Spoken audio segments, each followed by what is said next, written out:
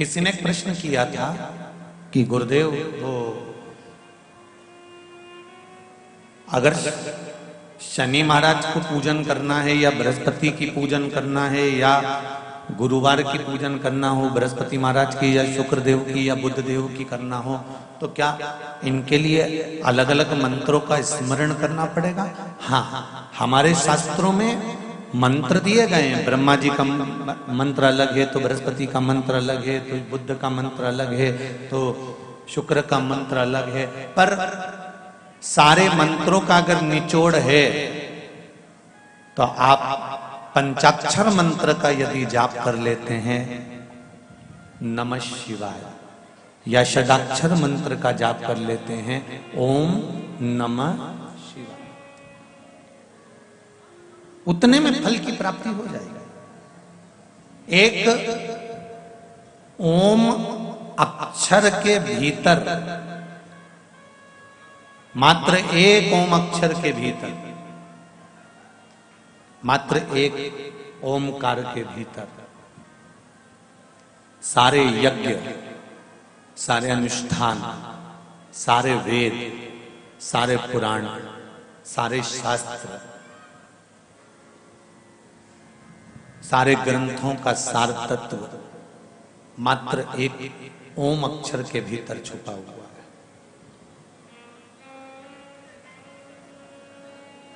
केवल एक ओम अक्षर के भीतर सारे वेद, सारे पुराण, सारे शास्त्र, सारे मंत्र, सारे देवी देवता, सारे यज्ञ, सारे अनुष्ठान, सब कुछ केवल एक ओम के भीतर छुपा हुआ। इसीलिए आरती के अंदर कहते हैं ना, ओम अक्षर के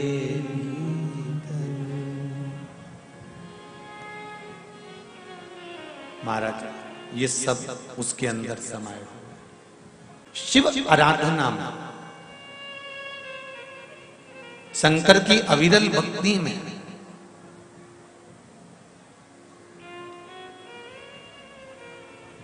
हम भगवान को अलग अलग भेदित ना करें, हम भगवान को अलग अलग ना छोड़ें, भगवान को एक मानकर हमको साधना।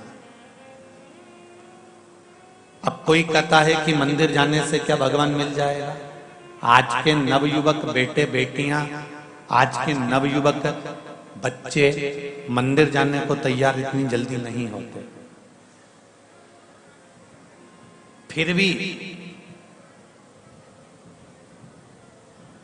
मैं एक धन्यवाद आज की नवयुवक टीम को देना चाहूंगा, नवयुवक बहुओं को, बेटियों को और बेटों को देना चाहूंगा, छोटे छोटे बच्चों को देना चाहूंगा कि जब से शिव महापुराण की कथा प्रारंभ हुई है, बुजुर्ग भले मंदिर जाना बंद कर दे पर नवयुवक बच्चे जरूर मंदिर जा रहे हैं। उसके लिए मेरा धन्यवाद है बच्चों, उसके लिए मेरा बारंबार धन्यवाद है आप सबको, बारंबार धन्यवाद।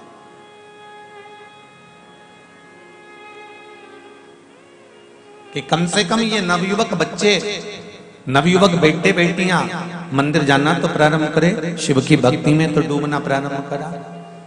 पर आज भी कई बच्चे ऐसे हैं जिनको कहा जाता है कि मंदिर जाओ तो वो मंदिर नहीं जाते। उनसे कहा जाए कि शिव को जल चढ़ाए आओ, नहीं जाते। वो कहते हैं पर नहीं करते। पर मेरा निवेदन है, अगर माता पिता भूल से भी एक बार भी अगर शंकर की भक्ति में बच्चों को लेकर जा रहे हैं, बच्चों को भूलवश भी अगर शिव आराधना में लगा रहे हैं, तो ये निश्चितता है कि आप अपने बच्चों के मार्ग को प्रशस्त कर रहे हो, उन्नति की है, ये निश्चितता।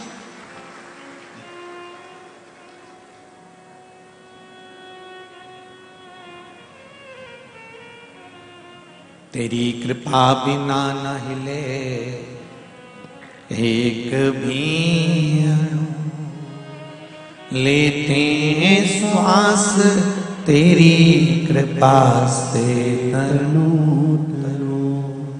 हे गंगाधार मुक्ति द्वार ओमकार तू, बोले ओमकार तू। आयो शरण तिहारी शंभु तार तार। बखान क्या करूं मैं राखों के ढेर का, चपटी भभूत में खजाना कुबेर का। चपटी भभूत में खजाना कुबेर का। बाबा मात्र आपके चरणारविंद की एक रज का मात्र कंकर ही हमको मिल गया तो जीवन की सार्थकता हो।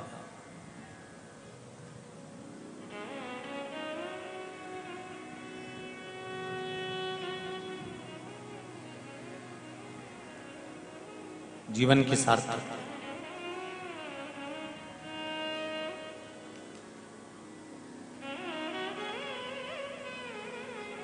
एक संत के पास में पारस मणि थी, लोहे को छू ले तो सोना कर दे। किसी को मालूम पड़ गया चोर को कि संत के पास में पारस मणि है। संत के पास में वो चोर सेवक बनकर आ गया और उसने सेवा करना चालू कर दिया। सेवा करते करते करते करते करते समय बीत गया। चोर उस पारस मणि को ढूंढने में लग गया कि कहीं पारस मणि मिल जाए। एक दिन गुरुजी स्नान करने के लिए गए, ये पारस मणि को ढूंढता रहा। नहीं, गुरुजी आए आज। गुरुजी ने कहा बेटा तूने मेरी बहुत सेवा करी, आज मेरा मन करता है कि मेरे पास एक मणि रखी है, मैं तुझे दे देता हूं। गुरुजी ने ऊपर एक लकड़ी के ऊपर एक मणि रखी हुई थी, डब्बी में बंद थी, कपड़ा लपेटा हुआ था। डब्बी खोली, उसमें कपड़ा लपटा हुआ था, मणि निकाली। गुरुजी ने कहा ये ले पारस मणि।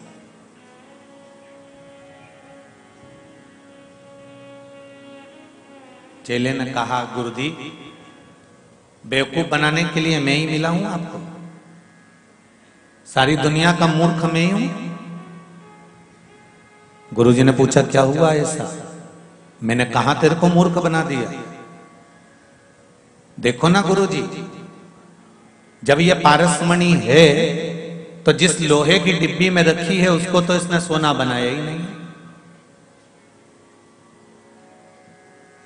अगर ये पारसमणि होती तो लोहे को सोना बना देती ना। गुरुजी ने कहा बेटा ये कपड़े में लपटी हुई है ना, इसलिए सोना नहीं बना पा रहे।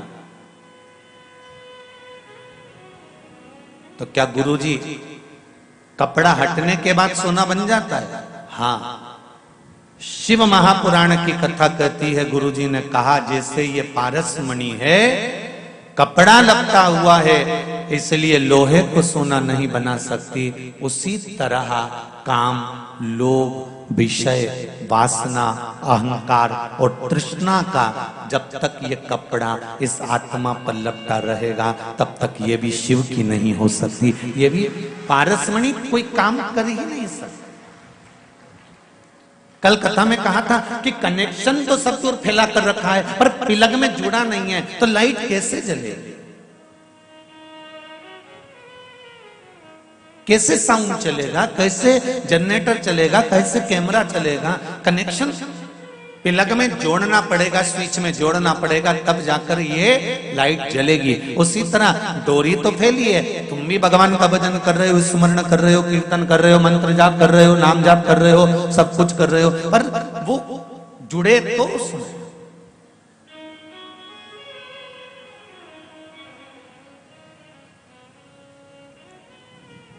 जब तक वो जुड़ेगी नहीं तब तक सुख की अनुभूति होगी।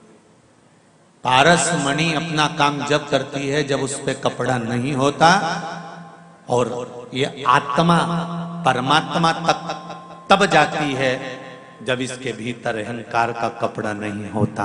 अहंकार का कपड़ा हटेगा, ये परमात्मा तक पहुंच जाए। कुछ पत्र हैं देखिए। मैं संजय क्या लिखा है? गोरमबाग अहमदपुर जिला लातूर से आया हूं। आप ही हैं? दोनों हाथ हिला दो एक बार। हर हर महादेव। मैं जिला लातूर से तहसील अहमदपुर लातूर महाराष्ट्र से आया हूं। कथा की महिमा बताऊं गुरुजी। मेरा 16 जून 2021 को घर में चोरी हो गई थी। घर में से कम 1 किलो सोना चोर लेकर चले गए थे। चोरी की कंप्लेंट भी दर्ज कराई गई। परिवार भी पूरा परेशान हो गया, रिश्तेदार भी नहीं आए, सबने छोड़ दिया। चोरी के 1 महीने बाद दिन में बहुत परेशानी में था। अलग अलग विचार मन में आ रहे थे। उनको मेरे दोस्त की माताजी दुकान पर आई और फिर जानकारी दी। मेरी परिस्थिति को देखकर सुनकर मेरी दोस्त की माताजी ने कहा कि श्री शिवाय नमस्तुभ्यम मंत्र का जाप कर और बाबा तेरे सब दुख हर लेगा। दोस्त की माताजी शिव पुराण कथा प्रतिदिन सुनती हैं आपकी, और जो व्यासपीठ से भी जो उपाय बताते हो उन्होंने मुझे बताया, मैंने करा। गुरुजी मैं क्या बताऊं बाबा की महिमा। मेरा व्यापार भी धीरे धीरे अच्छा चलने लगा और चोरों का पता चल गया और पैसा भी प्राप्त होगा। ये शिव कृपा।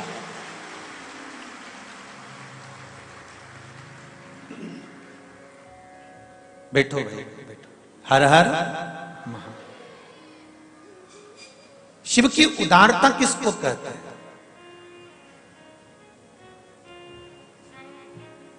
शिव की करुणा किसको कहते हैं?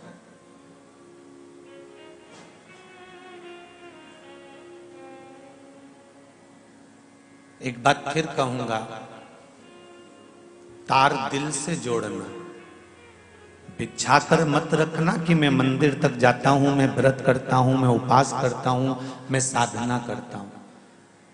एक दोस्त की मां आकर बताकर चली जाती है कि श्री शिवाय नमस्तुभ्यम मंत्र का जाप कर ले, और वो सियोर वाला महाराज चिल्ला चिल्ला कर टीवी पर कथा में शंकर के कुछ उपाय जो शिव महापुराण के, स्कंद पुराण के, पद्म पुराण के, अग्नि पुराण के, नर्मदा पुराण के, लिंग पुराण के, ब्रह्म पुराण के, ब्रह्मवेत्ता पुराण के, सारे पुराणों में से कुछ कुछ छाट कर बोल देता है। वो थोड़ा सा उपाय कर लो, जीवन की सार्थकता बन सकती। एक पत्र और है बड़ा सुंदर, इसको भी ध्यान दीजिए।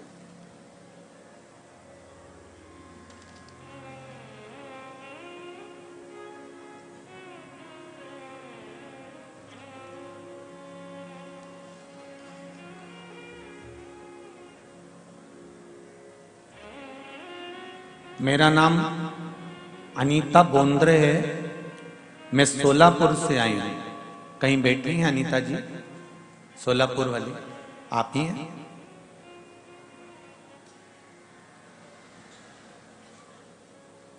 माइक पहुंच सकता है अनीता जी तक? भेजिए।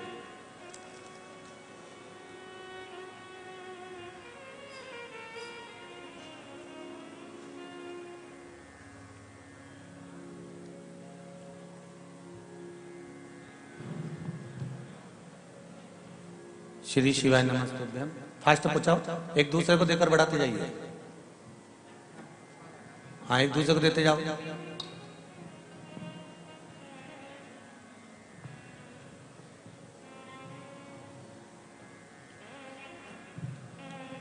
श्री शिवाय नमस्तुभ्यम गुरुजी। अनीता जी श्री शिवाय नमस्तुभ्यम। बहुत बहुत साधुवाद।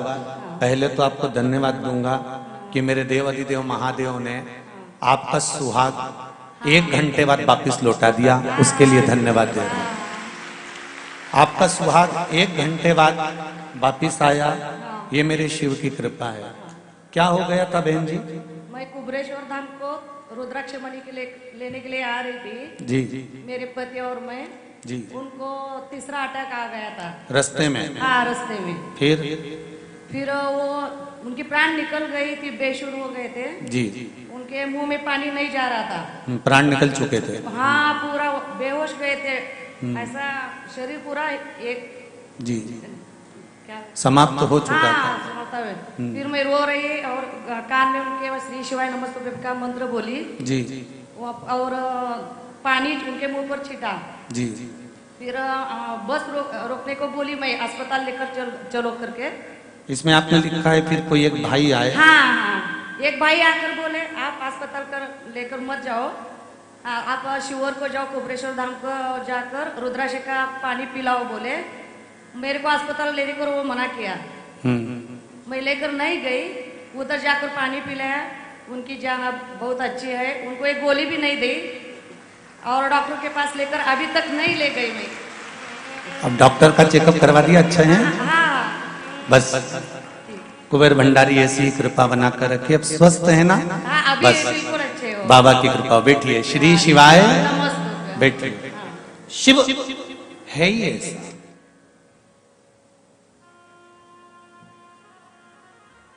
एक अंश भी हम अगर शंकर का भजन कर रहे, मात्र कुछ पल का,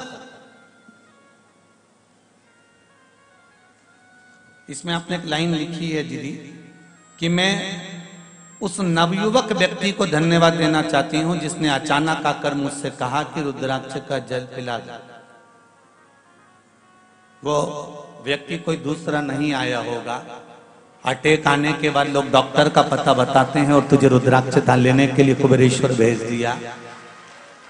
अगर किसी को हार्ट अटैक आता है तो लोग कहते हैं हॉस्पिटल ले जाओ। इतना तो सब समझदार होते हैं, जरा जरा सा बच्चा भी कहता जल्दी करो हॉस्पिटल ले जाओ। पर वो नवयुवक व्यक्ति अगर तुमसे कह रहा है कि कुबेरेश्वर ले जाओ, तो वो नवयुवक व्यक्ति कोई दूसरा नहीं था।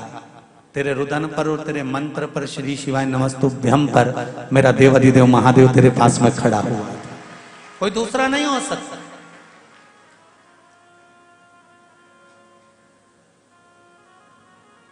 हम केवल उसकी भक्ति कर लें, उसका स्मरण कर लें।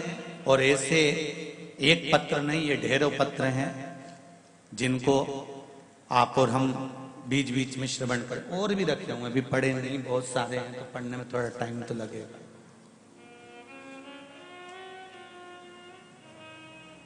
और ये किसी मेरे शंकर को किसी प्रमाण की जरूरत नहीं पड़ती। मेरा शिव आपकी जिंदगी में ऐसा प्रमाण लाकर खड़ा कर देता है कि आपके भीतर विश्वास जागृत हो जाता है और आप शंकर की भक्ति में 24 घंटे डूबे रहते हो। फिर दुनिया के लोग आपको भले कुछ भी कहें, एक अविरल भक्ति,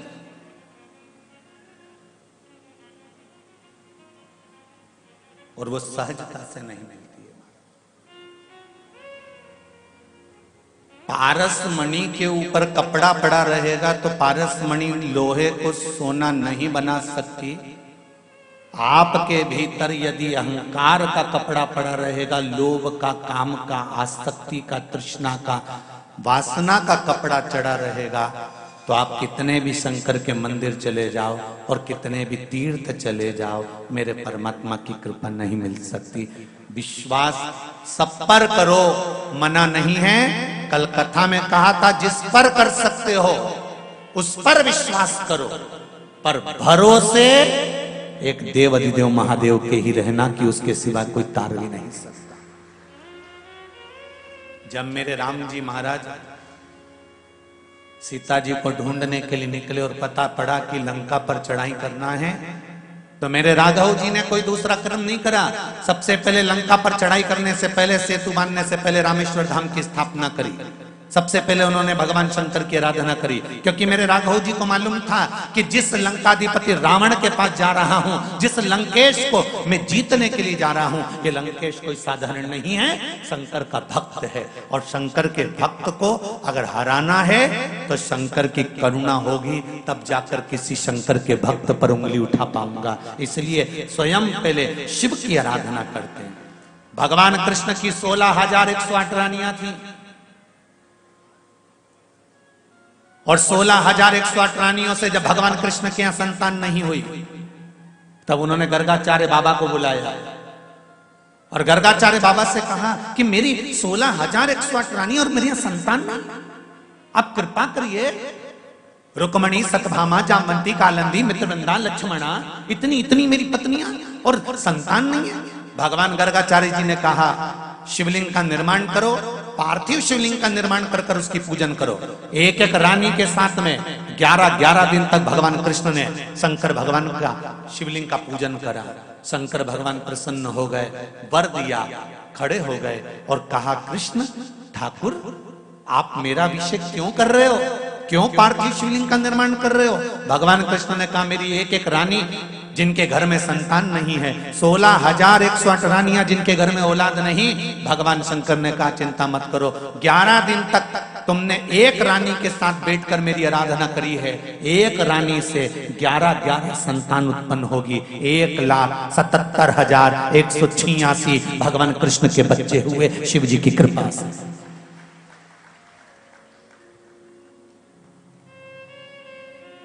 दस लड़के, एक लड़की भगवान कृष्ण की प्रत्येक रानी से हुए थे। 10 पुत्र और 1 पुत्र।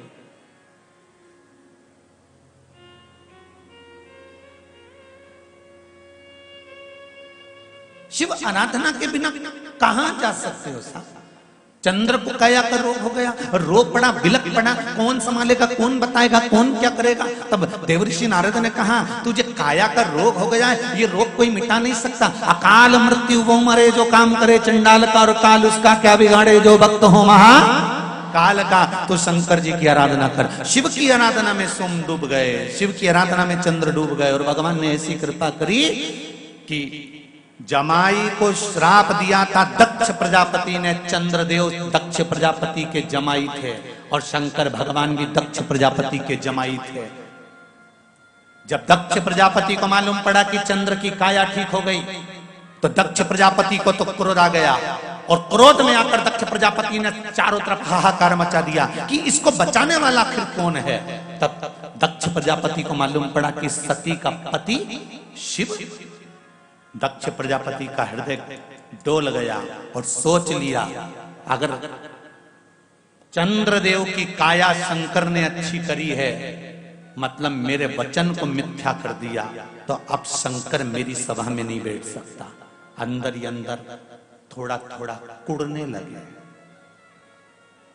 भीतर के भीतर थोड़ा थोड़ा अहम उत्पन्न हो गया। और हुआ क्या, पूरी सभा में शंकर जी का अपमान कर दिया। सती मैया जलकर भस्म हो गई, शिव को आमंत्रित नहीं करा, शंकर वहां आए नहीं, आमंत्रित ही नहीं करा। हुआ क्या है?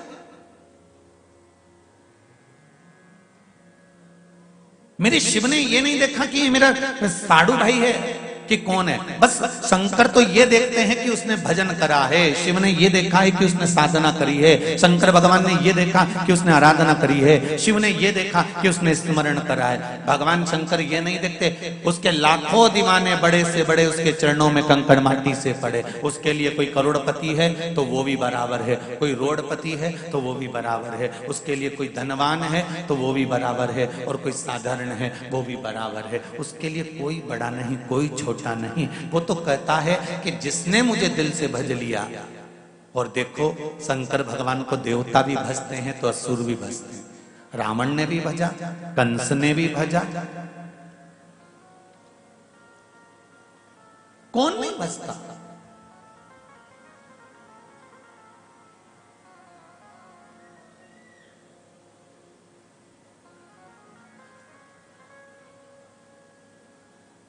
इसके बाद भी दुनिया के लोगों को मालूम है कि शिव है, शंकर है जो साध लेगा।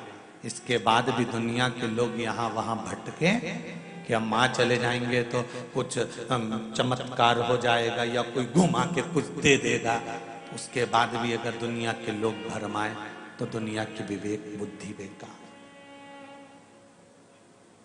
शिव के पास में ना तो कोई तंत्र है, शिव के पास में ना कोई मंत्र है, शिव के पास में ना कोई खटर पटर है, शिव के पास में ना कोई दिखावा है। सारे मंदिरों में जाकर देखना भगवान एक से बढ़कर एक पोशाक पहने होंगे, सारे मंदिरों में जाकर देखना देवताओं ने एक से बढ़कर एक आभूषण पहने होंगे, शंकर जी के मंदिर में जाकर देखना भोलेनाथ ऐसे ही बैठे होंगे। तुम्हारी मर्जी पड़े, लोटा भर कर लाओ, एक लोटा पानी चढ़ाओ और चढ़ा के अपने घर चले जाओ। मेरे पास फालतू बैठो मती, समय बर्बाद करो मती, राम नाम तुम भी गाओ और मुझे भी गाने दो। भगवान शंकर एकदम सरल सहज आनंदित।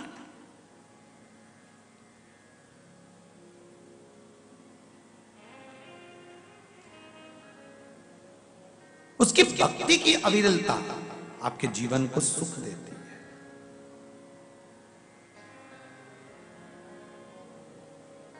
कुरुक्षेत्र के मैदान में पांडव युद्ध लड़ने वाले हैं और भगवान कृष्ण पांडवों से क्या कह रहे हैं कि कुरुक्षेत्र की भूमि में तुम युद्ध लड़ोगे,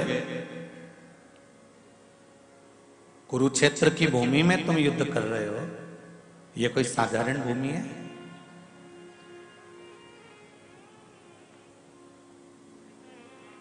कितना छाटबीन करने के बाद कुरुक्षेत्र में युद्ध रखा था भगवान ने, हस्तिनापुर में नहीं।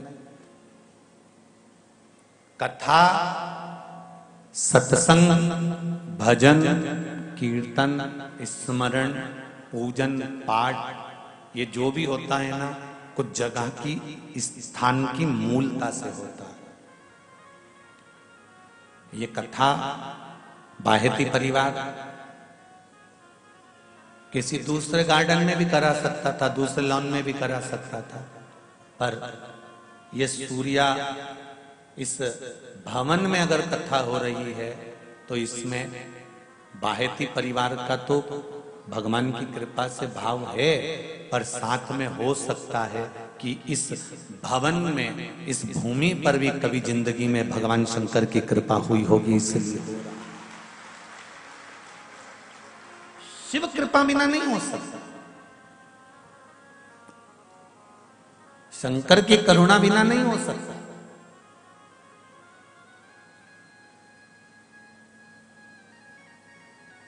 अगर कुछ मिल रहा है शिव की कृपा से, भगवान कृष्ण को मालूम पड़ा कि हस्तिनापुर में युद्ध होना है, कौरव और पांडवों का युद्ध होना है, तो कौरव और पांडवों के युद्ध के लिए भूमि को ढूंढा गया। कौरव और पांडवों के युद्ध के लिए भूमि को देखा गया कि कोई ऐसी भूमि ढूंढ कर लेकर आओ जहां पर कौरव और पांडवों का युद्ध हो, पर युद्ध हो उस समय पर इन दोनों का संधि ना हो जाए, इन दोनों का मिलन ना हो जाए, ये एक दूसरे से जुड़ ना जाए, एक दूसरे के प्रति इनका प्रेम जागृत ना हो जाए, ऐसी भूमि ढूंढी जाए। आप अगर कोई फंक्शन करते हो ना तो अपने घर की पास की जगह देखते हो, बोलो सही है कि गलत? शादी करोगे तो घर के पास की जगह देखोगे, कथा करवाओगे तो घर के पास की जगह देखोगे, किटी पार्टी करोगे तो घर के पास की जगह देखोगे, जन्मदिन की पार्टी करोगे, शादी की सालगिरह मनाओगे तो घर के पास की पार्टी देखोगे। आप अपने घर के पास की जगह देखते हो कि हमको सहूलियत हो जाए। तो कौरवों और पांडवों का युद्ध होना था तो हस्तिनापुर में होना था, फिर कुरुक्षेत्र में जाकर क्यों करा? और कौरव और पांडवों का युद्ध अगर भगवान कृष्ण को कराना था तो द्वारका में करा लेते, फिर कुरुक्षेत्र क्यों गए? क्योंकि भगवान कृष्ण ने अपने दूतों को बुलाकर कहा था पूरी पृथ्वी पर घूम कर आओ और ऐसी भूमि ढूंढ कर लेकर आओ जहां पर भाई भाई की हत्या कर, उसको गले नहीं लगाए।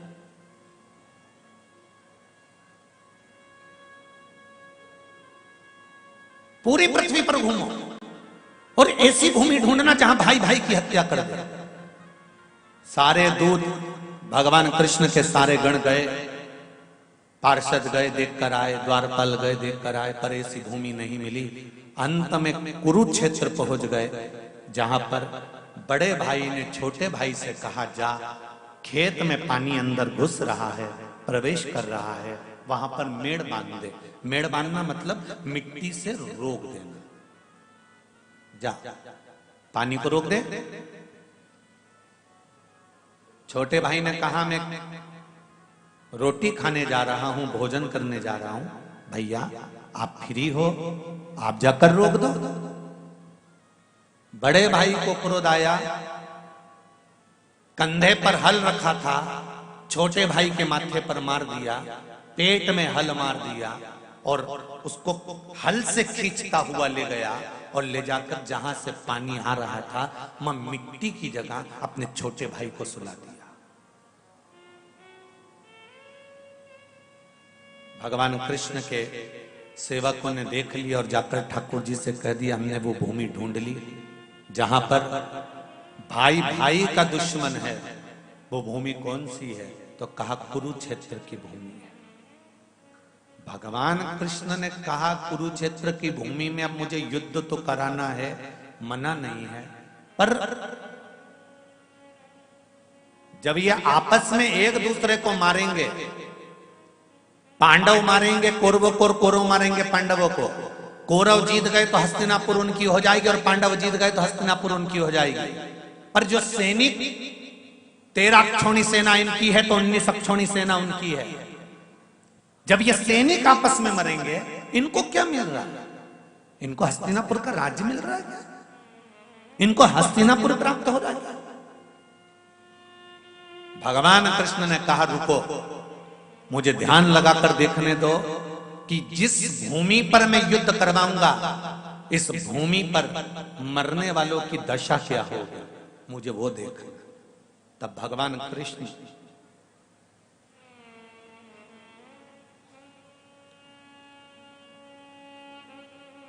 एक स्थान पर पार्थिव शिवलिंग का निर्माण कर लिए कुरुक्षेत्र की, जिस भूमि का नाम है स्थानेश्वर महादेव। कुरुक्षेत्र कौन कौन गया है? जो गए हो कुरुक्षेत्र गए हैं? तो स्थानेश्वर महादेव कुरुक्षेत्र में ब्रह्म सरोवर से 3 किलोमीटर की दूरी पर है स्थानेश्वर महादेव, कुरुक्षेत्र की भूमि पर, जहां पर जिसका वर्णन वायु पुराण में, वामन पुराण में, नर्मदा पुराण में, स्कंद पुराण में, स्थाणु तीर्थ का वर्णन। कौन से तीर्थ का? स्थाणु तीर्थ, जहां भगवान कृष्ण ने पार्थिव शिवलिंग का निर्माण करा और उसकी पूजन करी और पूजन कर कर ध्यान में मग्न हो गए।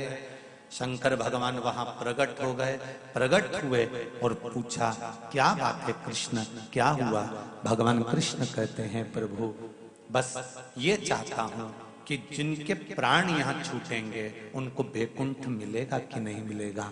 शंकर भगवान ने कहा चिंता मत करो कृष्ण, ये कुरुक्षेत्र की भूमि राजा कुरु की है। राजा कुरु ने जब तप करा था मेरा, तब मुझसे वर मांगा था कि जिस भूमि पर मेरा राज्य हो उस भूमि पर अगर कोई भूल से भी प्राण त्यागे तो उसको वैकुंठ मिले, ऐसा वर दे दीजिए। और मैंने उसको वर दिया। केवल पूरी दुनिया में केवल एक कुरुक्षेत्र की भूमि ऐसी है कि प्राण छूटते से ही भगवान विष्णु के पार्षद उसको लेने के लिए आ जाते हैं, कुरुक्षेत्र की तरह। क्यों? कौरव जीतेंगे तो हस्तिनापुर मिलेगी, पांडव जीतेंगे तो हस्तिनापुर मिलेगी, पर ये युद्ध के मैदान में, जो ये युद्ध के मैदान में जब ये सैनिक मरेंगे तो इनको क्या मिलेगा? शंकर भगवान ने कहा चिंता मत करो। और सुनो कृष्ण, तुमने मेरी आराधना कर कर मुझे यहां विराजमान करा है, मैं स्थानेश्वर महादेव के रूप में यहां पर विराजमान होऊंगा। मेरी गंगा की धार दिन के मध्याह्न में एक कुंड में जाकर गिरेगी। उस कुंड में जिस समय पर मेरी धार दिन के मध्याह्न में गिरेगी, उस समय पर जितने भी मृत्यु लोक में पवित्र नदियां और तीर्थ हैं, दोपहर के मध्याह्न में सारे तीर्थ यहां आकर बस जाएंगे। प्रतिदिन दोपहर के 12 बजे भगवान स्थानेश्वर महादेव जो कुरुक्षेत्र की पावन धरा पर है,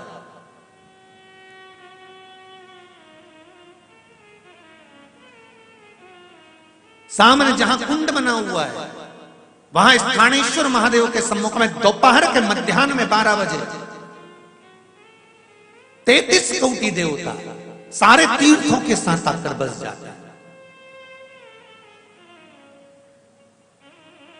कभी मौका मिले तो स्थानेश्वर महादेव के सामने जो कुंड हो वहां पर दोपहर में 12 बजे स्नान करने का महत्व किसी भी दिन जाकर कर सकते। स्थानेश्वर महादेव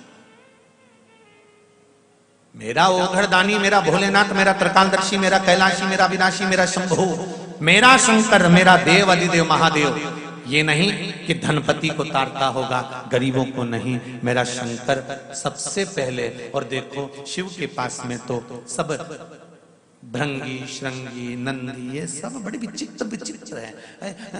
आप लोग जितने भी भगवान विष्णु के यहाँ शादी हुई तो 33 कोटि देवताओं को बुलाया, ब्रह्मा जी की शादी हुई तो 33 कोटि देवताओं को बुलाया, सब वीआईपीओ को बुलाते हैं। शंकर भगवान की शादी में किसी को वीआईपी को निमंत्रण नहीं दिया गया था, सब अपने आप आ गए थे। शंकर जी की शादी में निमंत्रण केवल जिनको कोई नहीं बुलाता था, मेरे भोलेनाथ जी ने उनको निमंत्रण देकर बुलाया था कि तुम भूत, प्रेत, डाकनी, पिशाचनी, चुड़ैल, डाकनी, जितने भूत प्रेत थे इनको कौन निमंत्रण देता है? कौन चाहेगा कि शादी में भूत और प्रेत आए? इसके बाद भी भगवान देवाधिदेव महादेव ने अपने मंगल विवाह में अपनी शादी में डमरू खड़काकर डाकनी, पिशाचनी, चुड़ैल और भूत को बुलाया कि तुम आओ।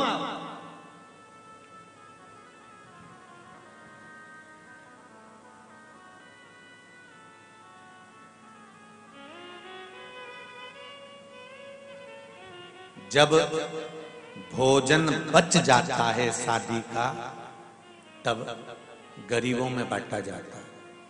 जब भोजन बच जाता है शादी का तब कहीं अनाथों को बांटा जाता है। जब भोजन बच जाता है शादी का तब किसी अनाथालय में, किसी आश्रम में जाकर बांटा जाता है। जब भोजन बच जाता है शादी का तब किसी भिक्षुक के पास जाकर बांटा जाता है। शंकर भगवान ने मन में सोचा आखिरी में भोजन जाना वहीं पर है, इसलिए आमंत्रण उन्हीं को दिया जाए जो प्रेम से पा सकते हैं।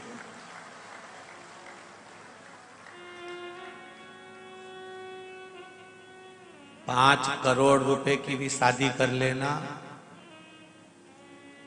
56 तरह का आइटम खिला के देख लेना, जाने वाला व्यक्ति बुराई करता ही जाएगा।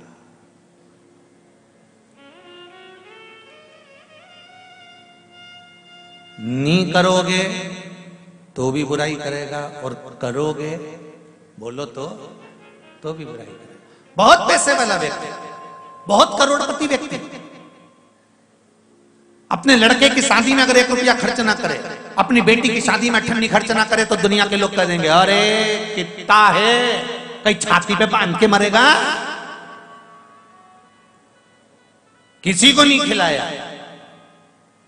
और अगर करोड़पति व्यक्ति अपने बेटे की शादी में, बेटी की शादी में खूब खर्चा करे तो भी लोग कह देंगे खूब आराम का आ रहा है, खूब आ रहा है, और तो लुटाएगा इसे, एक ही तो औलाद है, नहीं लुटाएगा तो क्या करेगा। जो बादाम का हलवा खाकर जा रहे हैं, काजू कतली खा के जा रहे हैं, खूब प्रेम से आओ जी करके खा के जा रहे हैं, वो भी जाने के बाद तुम्हारी तारीफ नहीं करने वाले। पर किसी भूखे को एक बार बिठाकर प्रेम से, दिल से एक निवाला खिलाकर देखना, जिंदगी भर याद रखेगा, जिंदगी भर नहीं भूलेगा वो।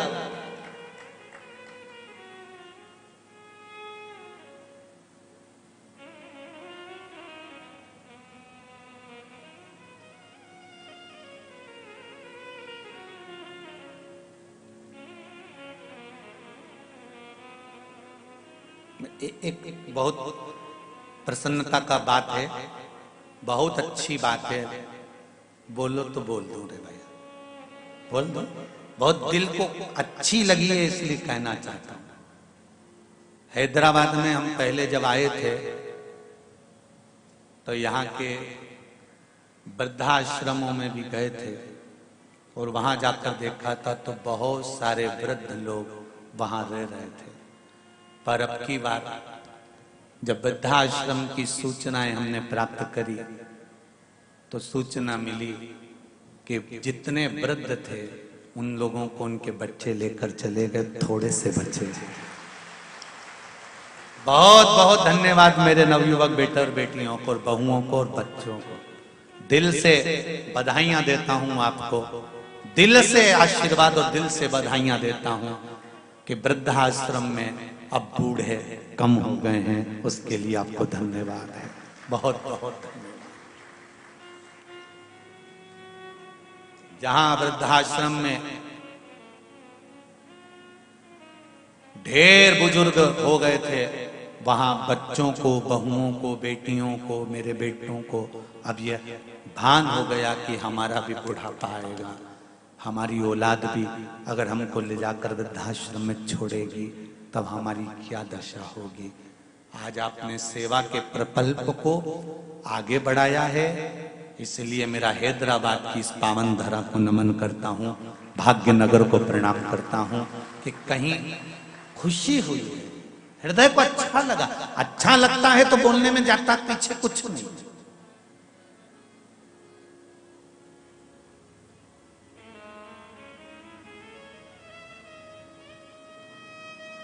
अब करो सेवा।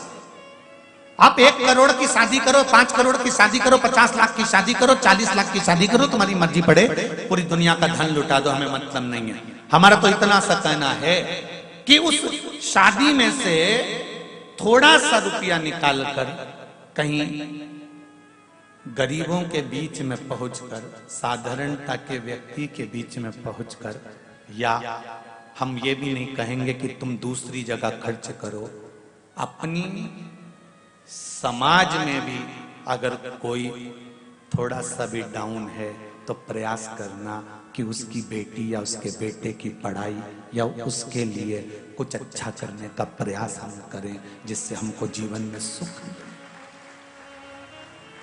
हमें अपने जीवन में एक आनंद की अनुभूति मिले। हम दूसरी जगह का नहीं कहते कि आप वहां जाकर दे दो या वहां जाकर दे दो, हम तो ये भी कहेंगे कि दिल से करो, बस जो कुछ करना है इस हृदय चित्त से, इस आनंद से करो। शंकर भगवान ने कहा भगवान कृष्ण से, कन्हैया इस भूमि पर स्थानेश्वर महादेव के रूप में मैं पूजा जाऊंगा, और सुनो कृष्ण, कुरुक्षेत्र की ये पावन धरा, जिस धरा पर अगर संसार का मनुष्य आकर एक बार भी स्थानेश्वर महादेव का दर्शन करता है या स्थानेश्वर महादेव पर एक अक्षत का दाना भी समर्पित करता है, तो सुनो, एक कृष्ण वो जन्म और मरण के सारे जीवन काल के 84 के चक्कर से छूटकर भगवान नारायण के धाम वैकुंठ में जाकर विराजमान हो जाएगा। स्थानेश्वर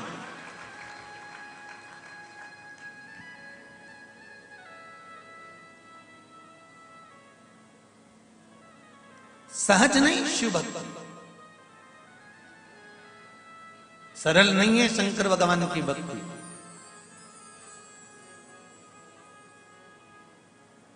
बड़ी मुश्किल से प्राप्त होती, और जी एक बार अगर भगवान शंकर की भक्ति आपके हृदय में स्फुटित हो गई, एक बार शंकर की भक्ति तुम्हारे हृदय में पहुंच गई, जितने आस्था चैनल पर सुन रहे हैं, जितने फेसबुक यूट्यूब पर सुन रहे हैं, जितने इस पावन पंडाल में सुन रहे हैं और पंडाल के बाहर सुन रहे हैं, पंडाल के पीछे नीचे जहां बैठकर श्रवण कर रहे हैं, उन सब से कहूंगा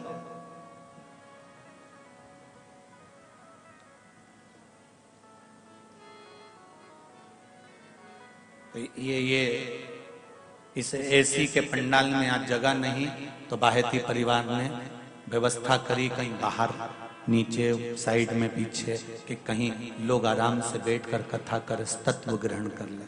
कल बाहेती जी कह रहे थे, गुरुजी हमें तो लग रहा था कथा हैदराबाद शहर से 10-12 किलोमीटर दूर है, तो भक्त लोग हो सकता है कि कम मात्रा में पहुंचे, पर मालूम क्या था कि सुबह 10 बजे से ही पंडाल पूरा भर गया था गुरुदेव।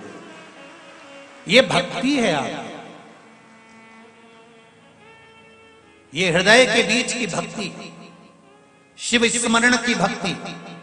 और फिर कहूंगा जितने लोग कथा श्रवण कर रहे हैं, तुम्हारा दान, तुम्हारा पुण्य, तुम्हारा भजन, तुम्हारा स्मरण, तुम्हारा कीर्तन, जो तुम दान दे रहे हो, जो तुम भजन कर रहे हो, जो तुम कीर्तन कर रहे हो, जो तुम शंकर भगवान पे एक लोटा जल चढ़ा रहे हो, जो तुम शिव महापुराण की कथा सुन रहे हो, तारीख, दिन, बार, समय सब लिख के रखना। और ये भी लिख के रखना कि तुम जब वहां से चली थी तो 10 रुपए का पेट्रोल डलवाया था कि 50 का डलवाया था, कि ऑटो में 20 लगाए थे कि 100 लगाए थे। 3 महीने के अंदर मेरा बाबा तुमको वो 1000 गुना कर कर देता है कि नहीं देता, वो हिसाब जोड़ के रखना। केवल शिव पुराण में ही, गीता में भगवान कृष्ण कहते मेरे लिए खर्च कर कर दे। आगे आप बोल दो, तू मेरे लिए खर्च कर कर दे, तेरे लिए कुबेर का खजाना न खोल दूं तो कहना, तू मेरे दरवाजे पर आकर दे, तेरे लिए वैकुंठ का मार्ग सुलभ ना कर दूं तो कहना, तू मेरा भजन कर कर दे, मैं तेरा स्मरण ना करूं तो कहना। स्वयं कृष्ण भी तो कह रहे हैं शिव के साथ।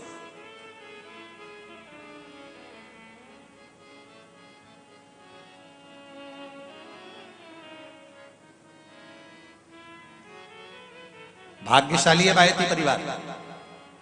और आप सबसे भी कहूंगा, अगर मेरे शंकर भगवान कृपा कर दे, मेरे शिव कृपा कर दे, मेरा शंकर, आप इस व्यासपीठ के मध्य में बैठकर श्री शिवाय नमस्तुभ्यम का जाप कर कर भगवान शंकर से कहकर जाना, भोलेनाथ ऐसा धन हमको भी देना कि जिंदगी में एक बार शिव महापुराण की कथा हम भी कराएं, एक बार शिव महापुराण की कथा करवाएं। और बाहेती जी बता रहे थे कि माताजी और पिताजी ने प्रण लिया था। पिताजी कह रहे थे कि कथा करवाएं, शिव महापुराण की कराएं। तो बच्चों ने कहा पापा भागवत जी करा लेते हैं, रामायण जी करा लेते हैं। नहीं, शिव पुराण कराएंगे। तो कहा अपन अपने इधर के महाराज जी को ढूंढ लेते हैं, वो शिव पुराण कर। नहीं, कराऊं तो मैं माता पिता को भी नमन करता हूं कि आपकी दृढ़ता थी और बड़ी दृढ़ता थी, इसलिए देवाधिदेव महादेव ने यहां बुला लिया। एक पत्र आया है बड़ा सुंदर, देखिए कितना भाव लिखा उसने।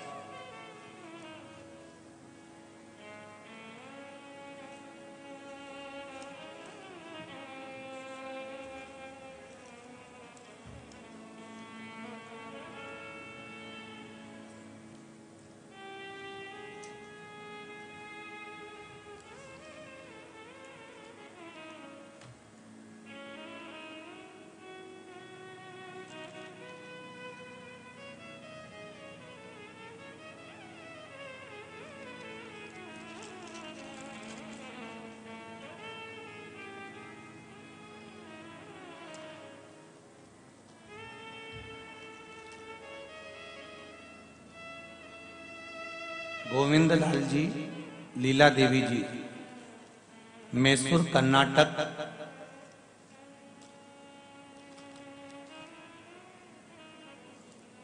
कहाँ बैठे हैं आप? ही हैं?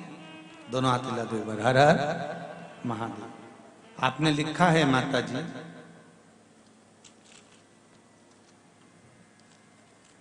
मैं 64 साल की हो गई हूं। बधाई हो आपको।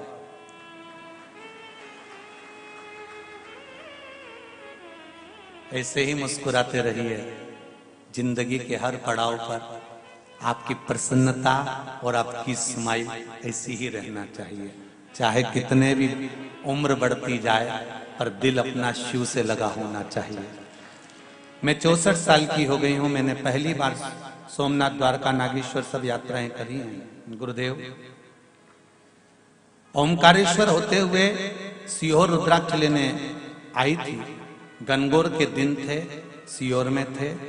मेरे पति देव को नींद नहीं आती थी और बीपी थी। अब बाबा की कृपा से रुद्राक्ष के जल से उनकी बीपी और नींद दोनों ही बाबा ने संभाल ली है। और नींद के लिए महादेव की 5 बेटियों के नाम लेकर सोते हैं, अच्छी नींद आती है। जया, विषहरा, शामरीवारी, दौतली और देव, ये शंकर भगवान की 5 बेटियां हैं जो गंगा के जल से प्रकट हुई थी। इनका नाम लेकर सोते हैं तो नींद अच्छी आती है गुरुदेव। अब दवाइयां लेना बंद कर दी हैं, सारी दवाइयां पूर्ण तरह से बंद कर दी है। आशीर्वाद लेने के लिए आई हूं, या तो मैसूर में या सीहोर में या पुष्कर में आप शिव महापुराण की कथा कर दो हमारे लिए, बस इतना वर दे दीजिए। मां, आपका भाव है, बाबा देवाधिदेव महादेव को आप विनती करिएगा, बाबा चाहेगा जरूर कराएगा। बैठिए। हर हर महादेव दिल से कहा गया।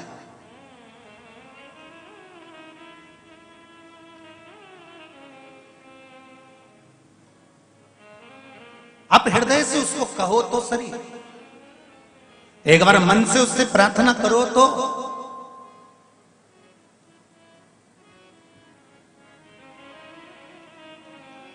सुने। भगवान शिव की कथा कह रहे हैं। शंकर भगवान और माता पार्वती का जो मंगल विवाह हुआ था, उस विवाह के बाद में भगवान शंकर के तेज पुंज को मां गंगा जी को दे दिया गया था और गंगा जी के जल से षडानंद कार्तिकेय जी का जन्म हुआ था। भगवान शंकर के 13 बच्चे हैं। उन 13 बच्चों में से गंगा जी के जल से 11 बच्चों का प्रागट्य हुआ। 6 षडानंद कार्तिकेय, 5 शंकर भगवान की बेटियां जया, विषहरा, श्यामलीवारी, दौतली और देव। ये जो 5 शंकर भगवान की बेटियां हैं, जिसको पूरी रात्रि भर स्वप्न नजर आते हो, पूरी रात ऐसा लगता हो कि जैसे फिल्म चल रही हो, सोते से स्वप्न ही स्वप्न दिख रहा है।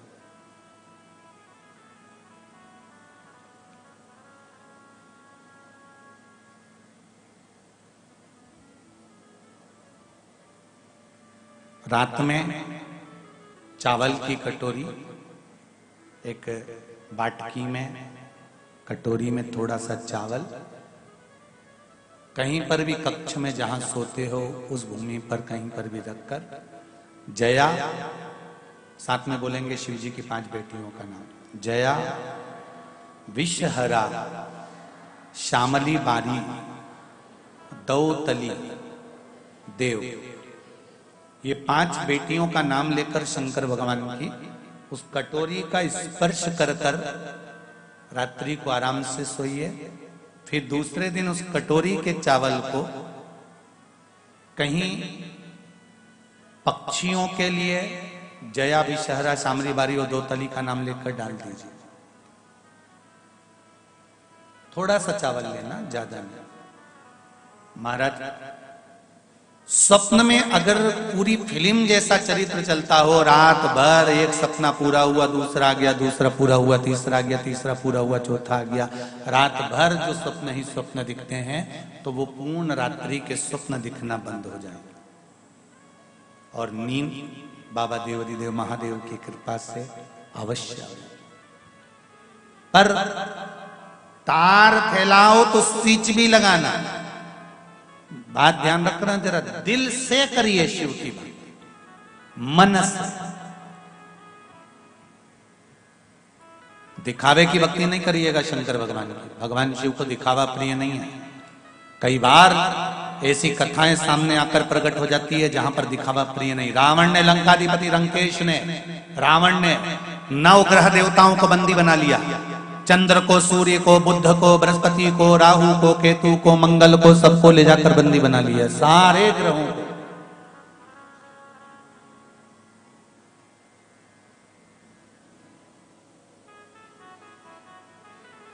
और लंकाधिपति रावण सबको बंदी बनाने के बाद में तुरंत भगवान शंकर जी के पास चले गए। शंकर भगवान ने जैसे ही रावण आया, और रावण के आने से पहले राहु के पिता विप्रचित, क्या नाम था राहु के पिताजी का? विप्रचित। राहु के पिता विप्रचित जो दानव थे, असुर थे, राक्षस थे, पर दानव के घर में पैदा हो जाना या दानव के कुल में पैदा हो जाना या असुर कुल में पैदा हो जाना, पर मन तो भगवान में लगा हुआ था। जैसे प्रहलाद हिरण्याक्ष के घर में, हिरण्यकशिपु के घर में हुए, पर दिल तो भगवान में लगा हुआ था। तो ये थोड़ी ना कि प्रहलाद को भी असुर करेंगे। विप्रचित दानव था, असुर था, पर कभी उसने गलत काम नहीं किया। दानव जैसा कोई कर्म विप्रचित करता ही नहीं।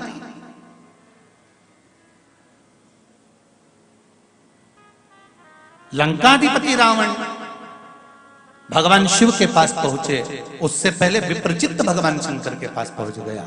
और विप्रचित्त ने जाकर क्या करा? शिव जी की भक्ति करना प्रारंभ करी। शिव की भक्ति का इसका जो तरीका था वो थोड़ा सा अलग था। सबके अपने अपने तरीके होते हैं भगवान को रिझाने के लिए, सबका अपना अपना एक मन होता है भगवान को रिझाने के लिए। कोई कोई के घर में भगवान की रोज ड्रेस बदली जाती है, रोज भगवान का श्रृंगार करा जाता है, रोज भगवान को स्नान कराया जाता है, रोज भगवान को नूतन नूतन वस्त्र पहनाए जाते हैं। और किसी किसी के घर में भगवान एक बार अगर कपड़े पहनकर बैठ गए तो दूसरी बार कोई उनसे पूछने ही नहीं जाता कि भगवान तुम कैसे। मंदिर भी छोटा सा, और उसमें भी भगवान इतने सारे, देवी जी, देवता जी, पितर जी, ये जी, वो जी, और आओ जी, और तुम भी बैठ जाओ जी। दो दो गणेश जी, राम जी, लड्डू गोपाल भी, दो तीन हो गए। बड़े बेटे की शादी में मिले थे, छोटे की मिले थे, सब इकट्ठे वहीं बैठे। फिर घूमने गई रामेश्वरम तो वहां से लिए आई, फिर गई बद्रीनाथ तो उनके भी लिए आई, फिर जगन्नाथ जी गई तो उनके भी लिए आई। सब बैठते जा रहे हैं वहीं इकट्ठे। जगह छोटी, देवता बढ़ते जा रहे। गणेश जी भी कई बार शंकर भगवान से बोल चुके, पिताजी फिर गई है द्वारका जी। शंकर जी बोले पकड़ के लाएगी, थोड़ा सरक के बैठो। फिर थोड़ा खसक के बैठे। आई द्वारका जी ले आई, फिर वो भी बैठ गए।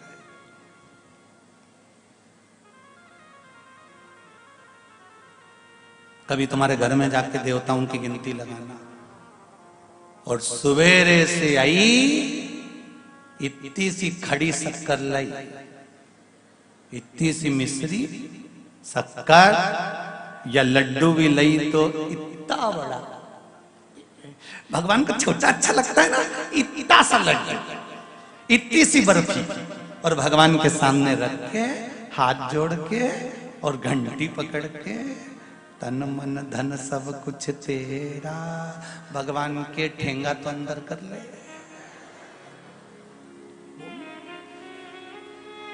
थम अंदर तो करो।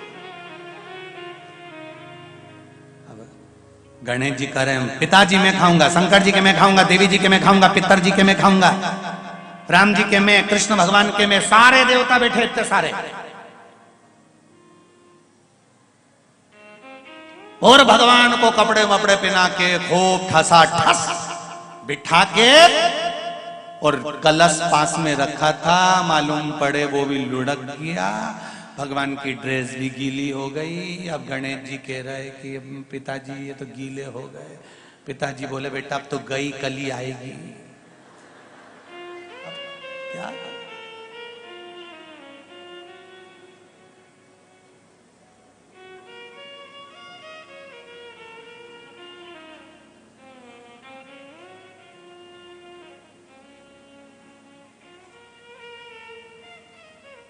ए भाई, मंदिर घर में बनाओ, मना नहीं है। मंदिर में भगवान बिठाओ, मना नहीं है। पर जितने देवता उस मंदिर में बैठे हैं, उसमें से किसी एक को दिल में बिठाओ, बहुत हो जाएगा, बहुत। हम भगवान तो बिठा दिए हैं मंदिर में, पर दिल में नहीं बिठा पा रहा।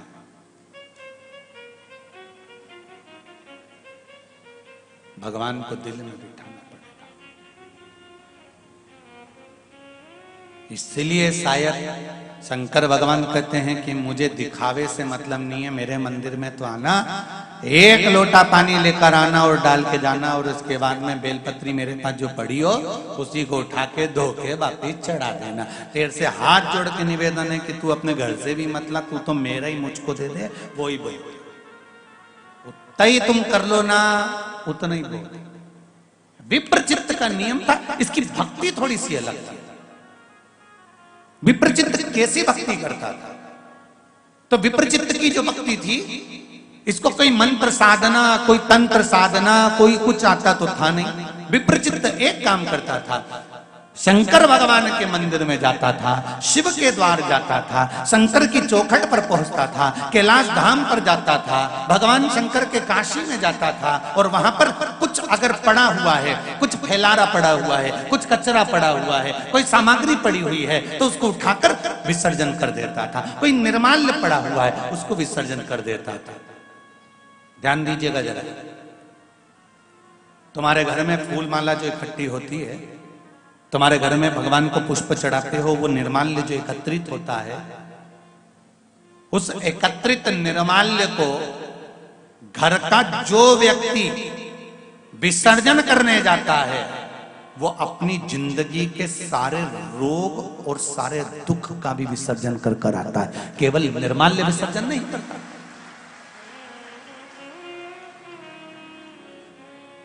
और घर के कई लोग ऐसे हैं जिनको आलसी आती है उस निर्माल्य को विसर्जन करने में। मम्मी बोलती है बेटा जाते जाते तालाब में थोड़ा सा डाल जाना, या कुएं में डाल जाना, या पानी में डाल देना, या पेड़ पौधे में डाल देना। अरे मम्मी तुम छोटे वाले को बोल दो, छोटे से कहा बेटा तू चले जाना, उसने अपने बेटे से कहा तू चले जाना, बेटे से कहा तो उसने उसको कहा। पर शिव महापुराण की कथा कहती है, विप्रचित्त की कथा कहती है, राहु के पिताजी की कथा कहती है, नवग्रह देवता में राहु के पिता विप्रचित्त की कथा कहती है कि विप्रचित्त एक सेवा करता था, जो निर्माल्य मिल गया उसको उठाकर विसर्जन कर देता था। मेरा निवेदन आप सबसे पहले से रहा है, जिस शिव मंदिर में तुम पूजन करने जाते हो, आराधना करने जाते हो, अगर लोटा भरकर पानी नहीं ले गए, जल नहीं ले गए, बेलपत्री नहीं ले गए, तुम पूजा का कोई सामान नहीं ले गए, तो एक काम करना, मंदिर में जितना निर्माल्य पड़ा हुआ हो, उतरा हुआ, या मंदिर में कहीं पोछा लगाने की जरूरत पड़ जाए, झाड़ू लगाने की जरूरत पड़ जाए, कोई कचरा पड़ा हो उसको उठाकर रखने की जरूरत पड़ जाए, तो एक बार कर कर देखना, मात्र कुछ दिन, 5 दिन 7 दिन कर कर देखना, जिंदगी में कितनी उन्नति की सीढ़ी पर चढ़ते हो आपको सब मालूम पड़ जाए। सेवा के प्रकल्प, ये एक पत्र आया देखिए,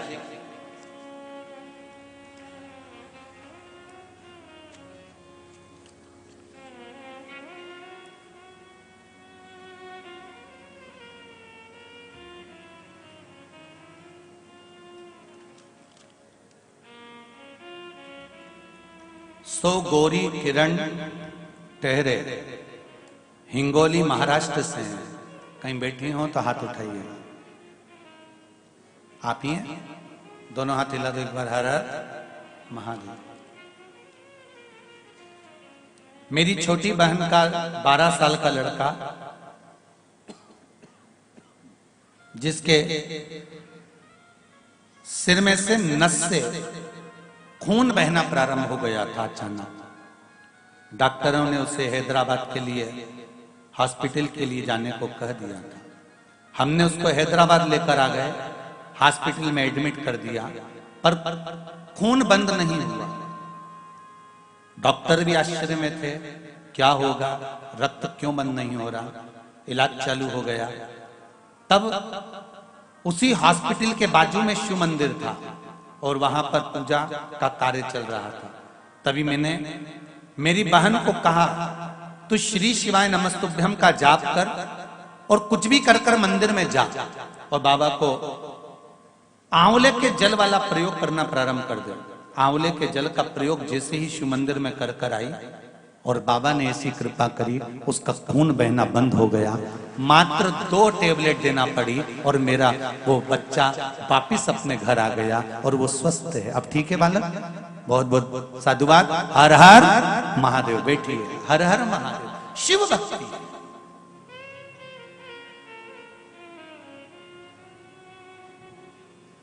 अब दिल से उससे कहते क्यों नहीं?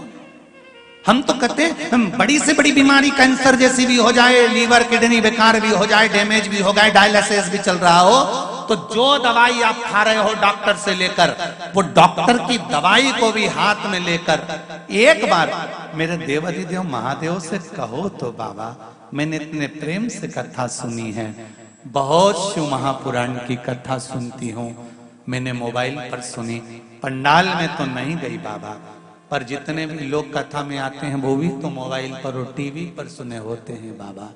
मैं नहीं गई पंडाल में, मैं कभी पहुंची नहीं कथा में बाबा, पर मेरे को रोग बड़ा हो गया है। आप जब विष पी सकते हो तो क्या मेरी बीमारी को समाप्त नहीं कर सकते? इस औषधि को अमृत कर दो ना बाबा। आप दिल से कहो कि ये जो दवाई है, ये जो औषधि है, इसको अमृत करो ना बाबा, इसको स्वीकार करो ना बाबा। आप लेओगे ना बाबा तो मेरा अमृत बन जाएगा। आप,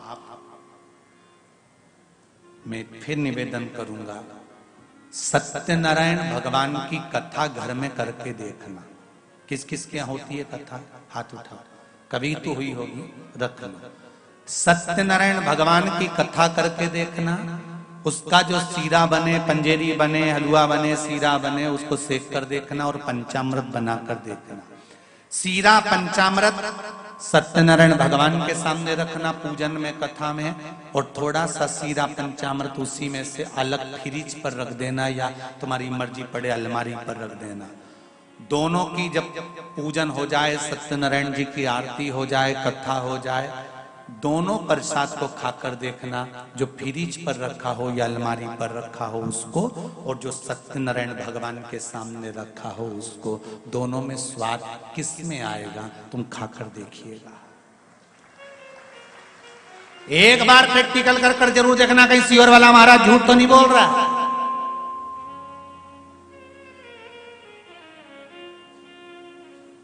महाराजों का क्या ठिकाना, अपनी बापाई लूटने के लिए हो सकता है झूठ बोल दे, तो प्रैक्टिकल जरूर करके देखा करो कि सीवर वाला महाराज झूठ तो नहीं बोल रहा है। सत्यनारायण भगवान का प्रसाद बनाकर देखना, एक अलग रखना, एक भगवान के सामने रखना। दही का पंचामृत बनाकर भगवान के सामने रखना और अलग रखना। जो अलग रखा होगा उसमें स्वाद नहीं आएगा। जो सत्यनारायण भगवान के सामने सीरा या केवल पंजेरी रखी होगी, अरे वो भी जाने दो, और सरल भाषा में आ जाओ, एक शादी की पार्टी में खाना खाकर आना और एक अन्नकूट किसी के यहाँ हो रहा हो, भंडारा किसी के यहाँ हो रहा हो, उसका प्रसाद का कराना, दोनों में अंतर मिलेगा।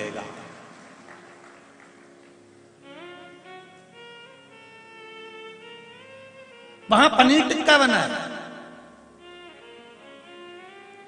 वहां छोला पनीर बना है, वहां शादी में ढेर सारे आइटम बने, और एक जगह कहीं अन्नकूट हुआ, उसमें नमक भी नहीं होगा, मिर्ची भी नहीं होगी, हलवा, और केवल वो 5-6 तरह की सब्जी को मिलाकर मिक्स वेज राम भाजी तैयार होगी, और मूंग चावल, ठंडी पूड़ी, और काशी फल या कद्दू की सब्जी, और फिर वो प्रेम से तुम खाओ। जो सुख शादी के 56 भोग में नहीं आया, वो सुख तुम वहां पाओ। यहाँ तो बात चल रही है और कजन कित्तो के तुम मुंडा में पानी आई गया। केवल प्रसाद में वो दम होता है साथ। और एक प्रैक्टिकल करके देखो, कहीं सीवर वाला महाराज गड़बड़ बोल रहा हो तो, एक 200 रुपए की साड़ी खरीद कर भगवान को चढ़ाकर पहनकर बाहर निकलना, और एक 5000 की साड़ी पहनकर बाहर निकलना। भले उसको भगवान को मत चढ़ाना, जो 200 की तुमने भगवान को चढ़ाकर पहनी है, वो प्रसाद जब हो जाती है तो उसकी कीमत मेरा महादेव बढ़ा देता है। लोग 1-2 तो कह ही देंगे बहुत जोरदार साड़ी लग रही है, कहां से लाई, कितने की आई, और हजारों की पहन लो और भगवान को नहीं चढ़ी तो उसका स्वाद कहाँ है। उसी तरह तुम औषधि लो, तुम दवाई लो, डॉक्टर से जाकर तुम मिलो और मिलने के बाद दवाई लो। शिव महापुराण ये नहीं कहती कि तुम डॉक्टर के पास मत जाइए, शिव महापुराण ये नहीं कहती कि तुम जाकर जांच मत कराइए। तुम तो सारी जांच कराओ, दवाई भी लो, सब कुछ करो, पर एक काम करना, जब दवाई तुम्हारे शरीर को ना लग रही हो, जब तुम्हारे शरीर पर औषधि काम ना कर रही हो, उस समय उस औषधि को, शंकर को तुमसे ये भी नहीं कहेंगे कि मंदिर में जाकर चढ़ाना, तुम तो दवाई हाथ में लेकर उस शंकर को याद कर कर कहना, बाबा तेरे भरोसे पर हूं। मैंने सुना है, मैंने सुना है तू जब विष पी सकता है, अमृत बना सकता है, तो क्या ये अमृत नहीं हो सकता बाबा? शिव को दिल से समर्पित कर कर वो दवाई लेना तो प्रारंभ करो, औषधि वो बना देगा जिसको तुमने दिया है, वो बदलेगा।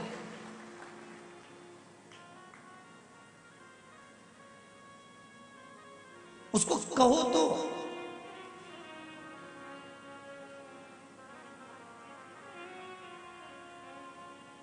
भोलेनाथ दया करना, मैं तेरे भरोसे, उसके भरोसे पर रहो। जब आप उसके भरोसे पर रहोगे, उसके विश्वास पर रहोगे, उसकी अविरल भक्ति पर रहोगे, तो सुख मिलेगा क्यों नहीं? कैसे प्राप्त नहीं होगा?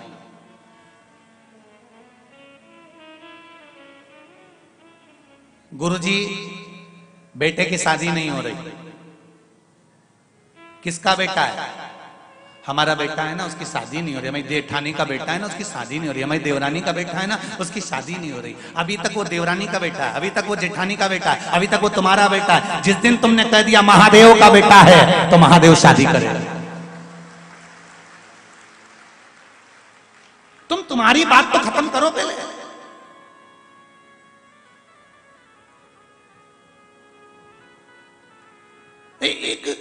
एक बकरी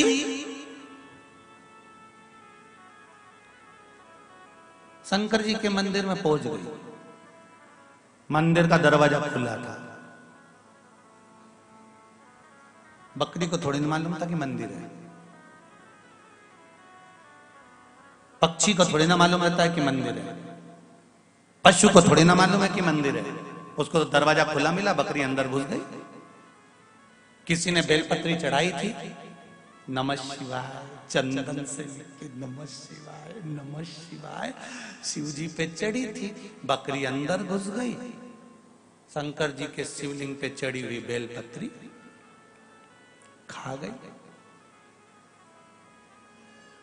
अब बकरी वाला बकरी ढूंढता ढूंढता गया तो मंदिर के अंदर से भगा के लेके गया। 10-20 बकरी थी, सबको घर ले लिया। सारी बकरी तो में करे और ये नमः शिवाय करे, ये नमः शिवाय करे। सारी बकरियों ने विरोध करा। हमारी जात की होके हमारे साथ में रही, हमारे साथ में गुरु मंत्र लिया, हमारे साथ रहती थी, और तू नमः शिवाय करने लगी। हम तेरा विरोध करते हैं।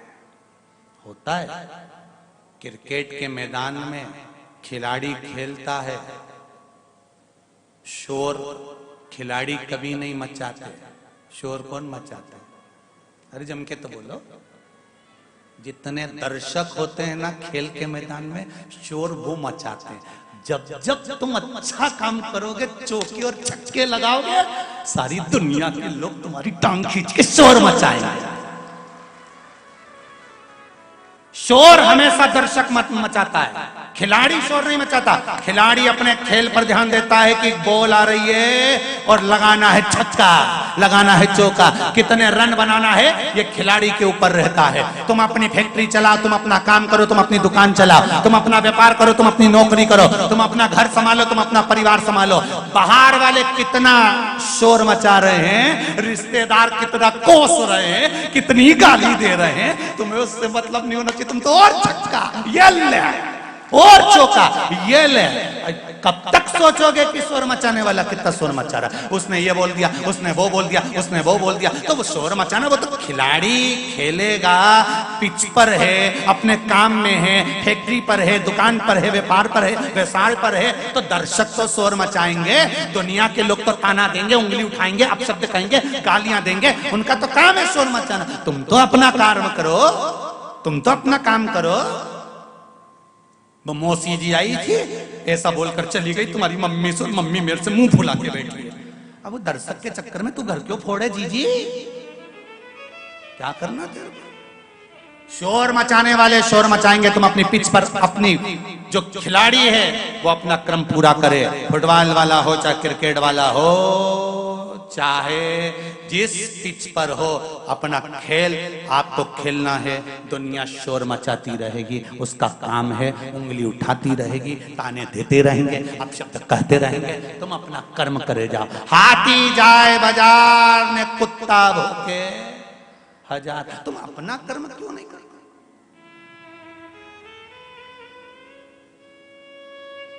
बकरी शिव जी पे चढ़ी हुई बेलपत्र खा गई, अब क्या बोल रही है वो? अरे बोलो तो नमः शिवाय।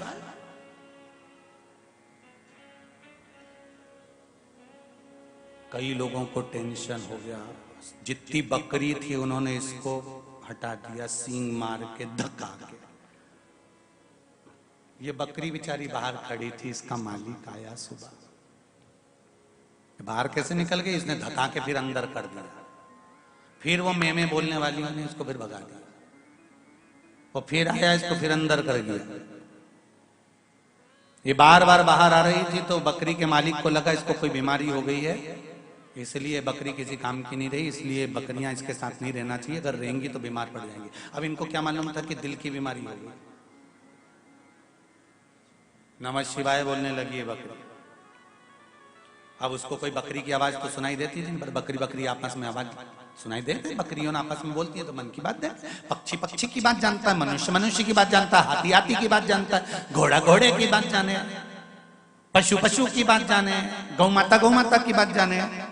तो हमें थोड़ी ना मालूम कि बकरी क्या बात करी। तो बकरियों ने आपस में, इसको लगा बीमार हो गई, इसने उसको उठाया और जंगल में छोड़ दिया है। जंगल में अकेली बकरी घूम रही थी, इतने में वहां पर एक चोर आ गया। चोर ने देखा बकरी मिल गई, इसको क्या मालूम था कि ये हिंदी बोल रही कि अंग्रेजी बोल रही, इसको तो बकरी से मतलब।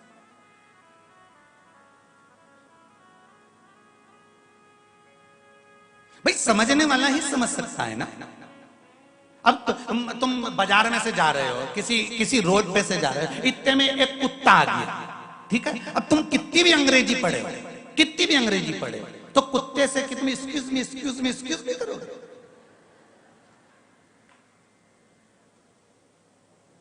अरे कुत्ते को एक्सक्यूज मी समझ में आएगा, उसको तो कहना हट।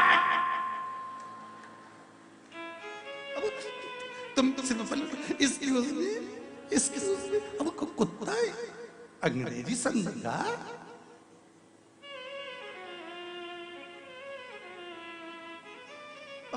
बकरी चोर ले गया, चोर को क्या मालूम था कि ये नमः शिवाय बोलती है?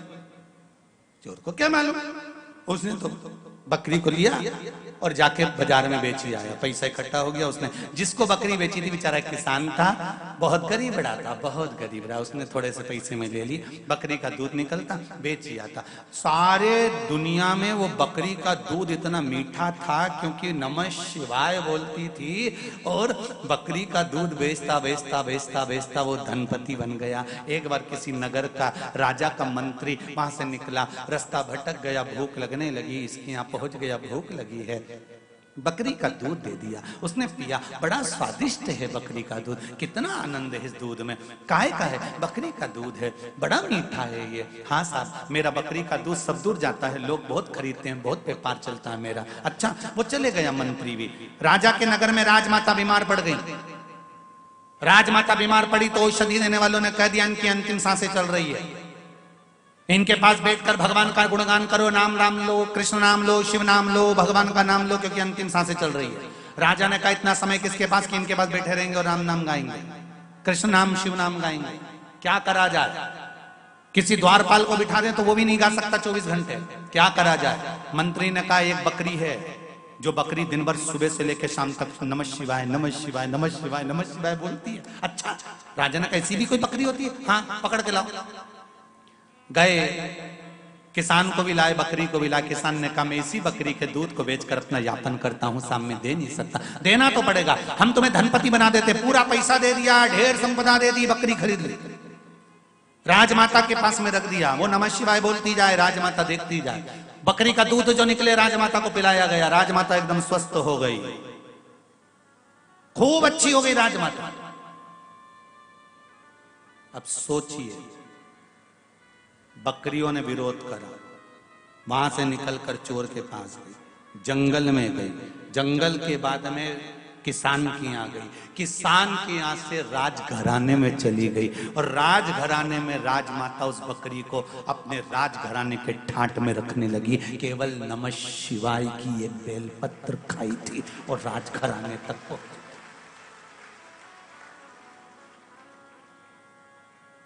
केवल नमः शिवाय की एक बेलपत्र खाकर राजघराने तक पहुंच सकती है। तो मेरा विश्वास शिव महापुराण की कथा कहती है कि मुख से पंचाक्षर मंत्र नमः शिवाय, छड़ाक्षर मंत्र ओम नमः शिवाय, श्री शिवाय नमस्तुभ्यम बोलकर या शंकर पर जल चढ़ाकर या शंकर का अनुमोदन कर कर स्मरण कर कर आप और हम भी नीचे से ऊपर तक पहुंच सकते हैं, हमारा भी पद हम बढ़ा सकते हैं। क्यों ना? एक पत्र आया है, देखिए।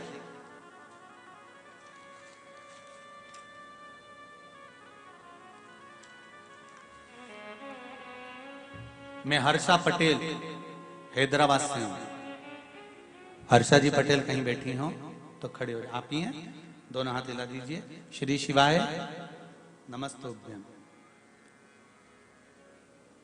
माइक दे दो, पास में ही है दीदी।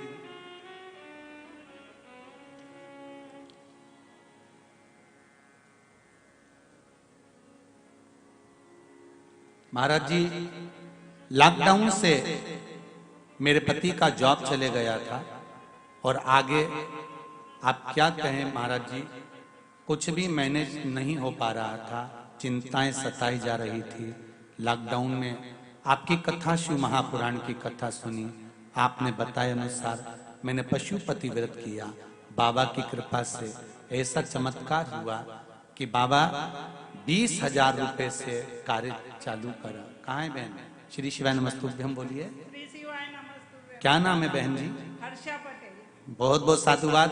आपने जो पशुपति व्रत करा और बाबा देवाधिदेव महादेव ने आपका सुना, जो आपने व्यापार आपने लिखा है, मैंने 20,000 रुपए से व्यापार चालू करा, अब वो व्यापार कैसा चल रहा है? बहुत अच्छा चल रहा महाराज जी, इतना कि बोल नहीं सकती मैं, इतना अच्छा चल रहा कि पूछो मत। मेरा बच्चा बोलता आप मेरे को कथा करने की है। अरे वाह, बधाई हो आपको बहुत बहुत।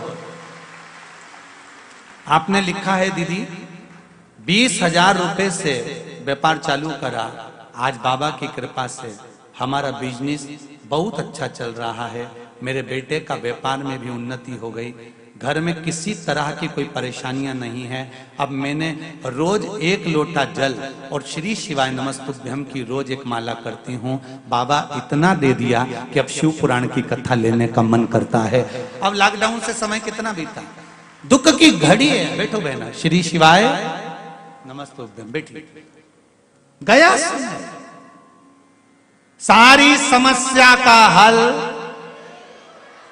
1 लोटा जल। ना तंत्र में, ना मंत्र में, ना इसमें, ना उसमें, किसी में मत पड़ो। नाटक और नौटंकी मेरे शंकर को प्रिय नहीं है। मेरे शंकर को तो प्रिय है केवल निर्मल मन सो मोही पावा, मोहि छल छिद्र कपट ना भावा। अब इन्होंने तो टीवी पे ही कथा सुनी होगी, क्यों दीदी?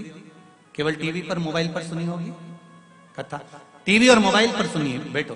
केवल कथा टीवी पर सुनी होगी, ना तो सीहोर वाले महाराज से किसी का मिलना, और हमारे पास इतना समय रह भी नहीं पाता क्योंकि हम कथा का स्मरण करें, मंत्र का जाप करें, भजन करें, भगवान की भक्ति करें, कल्लू की सेवा करें कि तुमसे मिले। कहा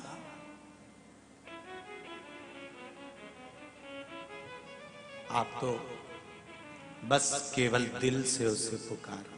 तेरा ही दिया मैंने, खाया पिया है, तेरा शुक्रिया, तेरा शुक्रिया।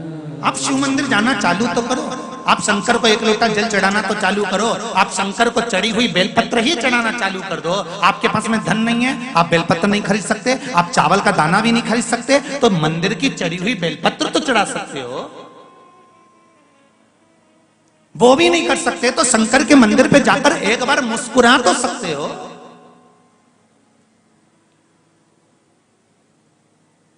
जितने लोग आस्था चैनल पर कथा सुन रहे हैं, जितने फेसबुक यूट्यूब पर कथा सुन रहे हैं, निवेदन करूंगा दिल से उसको पुकारो।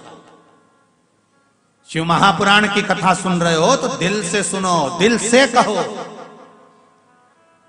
और अगर ये कथा आदि सुनी है तो 3 जून से 9 जून तक मध्य प्रदेश के सागर में केसरवाणी परिवार द्वारा ओम शिव महापुराण की कथा होगी। उसमें समझो कि ओम मंत्र में क्या सुख है।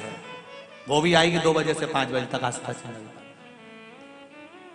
जो आने वाले हैं वहां पर आसपास वाले सब आकर कथा का रस तत्व ग्रहण करें। क्यों ना सुने हमें जीवन की सार्थकता दे मेरा बाबा। जैसे माता जी ने कहा मेरा बेटा चाहता है कि कथा हो, बाबा से दिल से कहकर जाना, दिल से सुनेगा, देरी नहीं करेगा, जब चाहेगा कभी भी कृपा कर देगा और करा लेगा। शिव कथा कुछ कहना चाहती हो? दे जरा माइक पहुंचाओ जरा, इधर इधर पहुंचा दो जरा।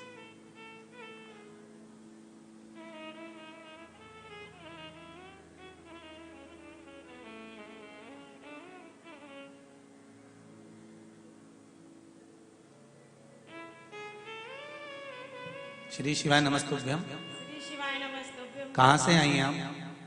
गुरुजी मैं मुरुम से, महाराष्ट्र से आई हूँ, उस्मानाबाद जिले से। जी बोलिए। मैं वो मंदिर में जाती थी जहाँ जोड़ी से 2 शिवलिंग है वहाँ। जी। मैं सुबह शाम मंदिर जाना शुरू किया मैंने वहाँ। जी।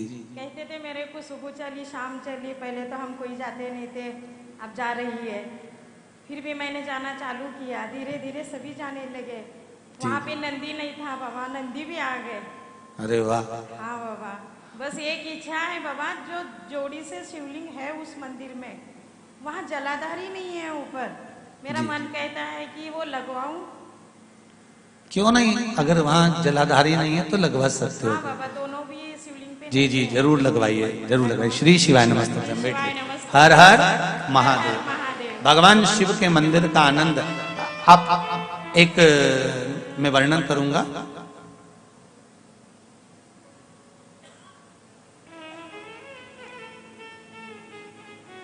बड़वानी के पास में एक शिव मंदिर एक पिताजी ने बनवाया, और बनवाने के बाद में पिता पूरे कर्जे में आए, कर्जा बहुत हो गया। बेटे ने उस मंदिर में, वहां पर कर्जा हो गया तो बिजली का बिल भरने का भी पैसा नहीं था, तो लाइटें बंद करवा दी। उसका नाम में हो सकेगा तो कल परसों में आपको कथा में वर्णन कर दूंगा और स्थान भी बता दूंगा। उसने लाइट बंद कर दी, पैसा ही नहीं है, बिजली का बिल कहां से भरेगा। उसका एक दोस्त आया जो शिव महापुराण की कथा सुन रहा था 1.5 साल से। उसने कहा जब तू इतने कर्जे में हो गया है, इतनी परेशानियां झेल रहा है, इतने तकलीफ में आ गया, तो एक काम क्यों नहीं करता। अब जो होगा देखा जाएगा, कम से कम शंकर के मंदिर का दरवाजा तो खोल, जो तुम्हारे पिताजी ने बनवाया है बंद करके रख दिया, उसमें लाइट तो चालू करो। मैं नहीं चालू करूंगा क्योंकि मेरे पिता भी चले गए। ना लाइट जलाई ना दरवाजा खोला।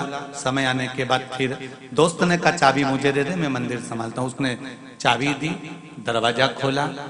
तब जैसे ही जिस दिन उसने उस मंदिर में बल्ब लगाकर लाइट चालू करी, दूसरे दिन से उस लड़के का गया हुआ पैसा आना चालू हो गया और वापिस वो धनपति बन गया। हम सोचते हैं कि भगवान ने हमारा बुरा करा होगा, हमारे मन में कई बार जब दुख आता है, तकलीफ आती है, कष्ट आता है, बीमारी आती है, कष्ट पर कष्ट आता है, तो हम ये विचार करते हैं कि परमात्मा ने हमको दिया होगा। पर परमात्मा कहते हैं ये दुख, ये तकलीफ, ये कष्ट तेरे कर्म का खेल है। चिंता मत करना, तू मंदिर आना मत छोड़ना, भजन करना मत छोड़ना, थोड़ा सा समय भले दुख का निकलेगा, जिस दिन मैंने हाथ पकड़ा खींच कर बाहर कर दूंगा, चिंता मत करना। तो उसके भरोसे तो रहे, तो उसके विश्वास पर तो डिग। अब जब तू विश्वास पर रहेगा तो ये निश्चितता है कि वो सुनेगा। जब तू विश्वास पर रहेगा तो ये निश्चितता है कि वो स्मरण करेगा।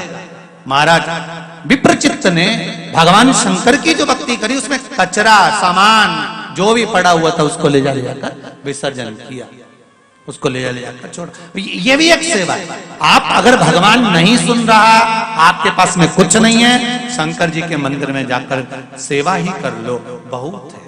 हम तो आप लोगों से कई बार लोगों से कहते हैं कि आप जब सीहोर में आए, कुबेरेश्वर धाम पहुंचे, तो निवेदन है कि कुबेरेश्वर धाम में आकर अगर आप सेवा करें तो सबसे पहली सेवा है कि वहां कोई पॉलीथीन पड़ी हो, कोई डिस्पोजल पड़ा हो, कोई कचरा पड़ा हो, कोई सामान पड़ा हो, तो पहले उसको उठाकर कुबेरेश्वर धाम के डस्टबिन में डाल दें या उसको ले जाकर कहीं एक और रखें।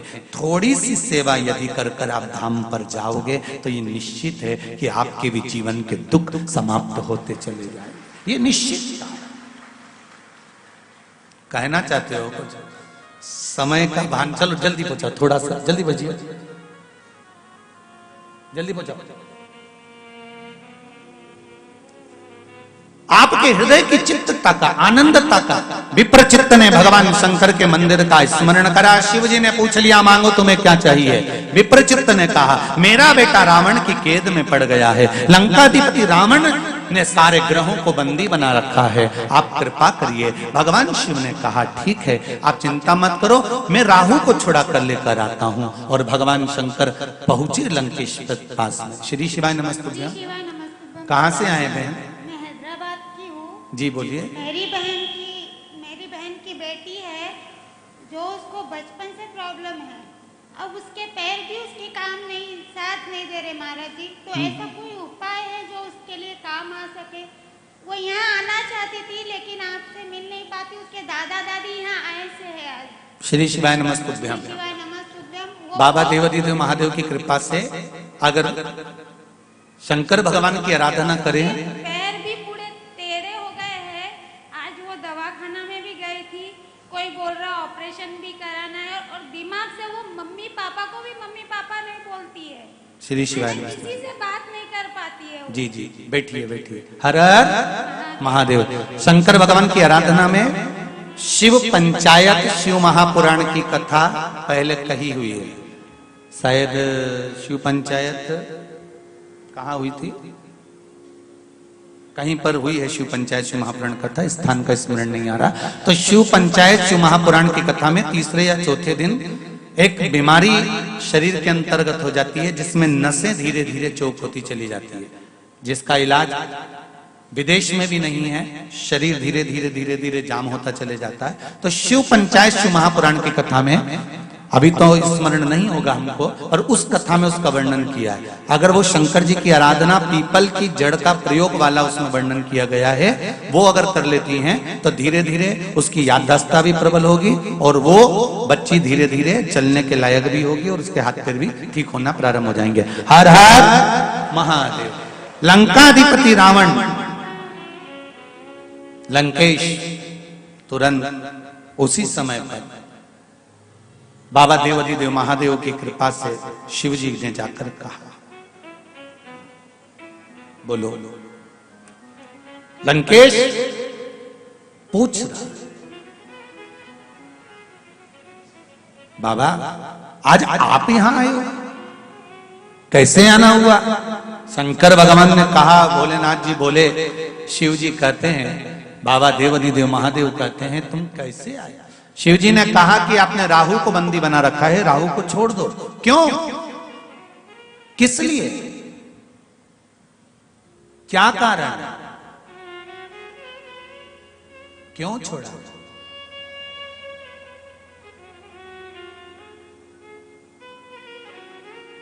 अभी कथा थोड़ी सी लेके फिर पूछते हैं।